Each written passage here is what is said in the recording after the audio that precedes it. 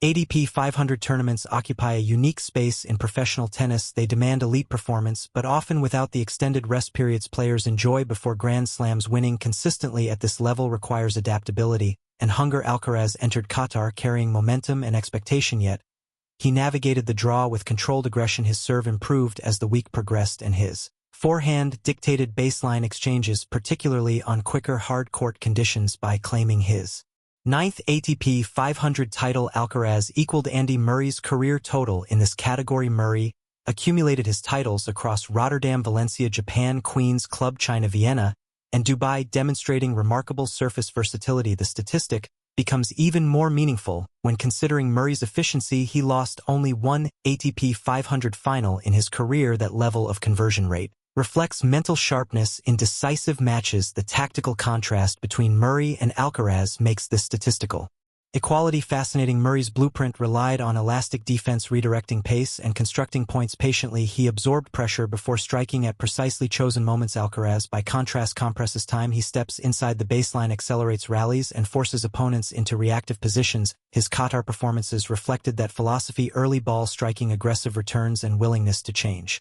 direction down the line under pressure defined his run. Yet beneath stylistic differences lies a shared competitive DNA. Both players elevate their level in finals. Both manage scoreboard tension with composure. Both treat ATP 500 events not as secondary stops, but as statements of intent. Looking back at Murray's career, his only loss in an ATP 500 final came against Roger Federer in Dubai 2012. That defeat stands out precisely because of its rarity. Murray's ability to close at this level became a hallmark of his prime years. 5 years later, he lifted the Dubai trophy, again defeating Fernando Verdasco with a controlled tactical display, attacking the forehand wing and improving serve rhythm as the match progressed. Murray's own reflections highlighted adjustments within matches rather than pre-match bravado. Alcaraz shows a similar capacity for in-match evolution. In Qatar, he raised first serve percentage in later sets, sharpened depth, and tightened unforced error margins when closing out games. That adaptability is what separates talented players from sustained champions. Matching Murray's ATP 500 total at this stage of his career positions Alcaraz within a powerful historical arc. While Masters titles and Grand Slams draw global headlines, ATP 500 dominance builds ranking stability and competitive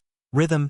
It reflects hunger during weeks that are not majors but still demand elite focus. My opinion is that this milestone may prove more significant long-term than many realize, because it highlights Alcaraz's week-to-week professionalism, not just peak brilliance. The ability to accumulate titles consistently in this tier often signals durability across surfaces and seasons. It shows that motivation does not fluctuate with tournament category. What comes next becomes the central question. If Alcaraz continues at this pace, he will likely surpass this benchmark quickly, yet equaling Murray invites reflection. Murray built his legacy through resilience during an era dominated by three of the greatest players in history. Alcaraz now carries the mantle of leading a new generation. His ATP 500 success demonstrates that he is not dependent on occasional bursts of form.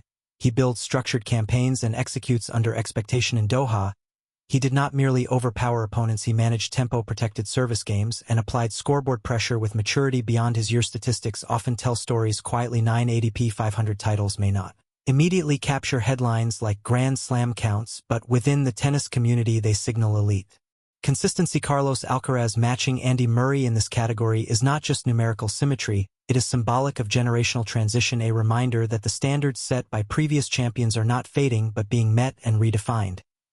As the season progresses, this milestone becomes a checkpoint, not a conclusion. If Qatar showed anything, it is that Alcaraz understands how to win at every level of the tour, and that may ultimately define his era.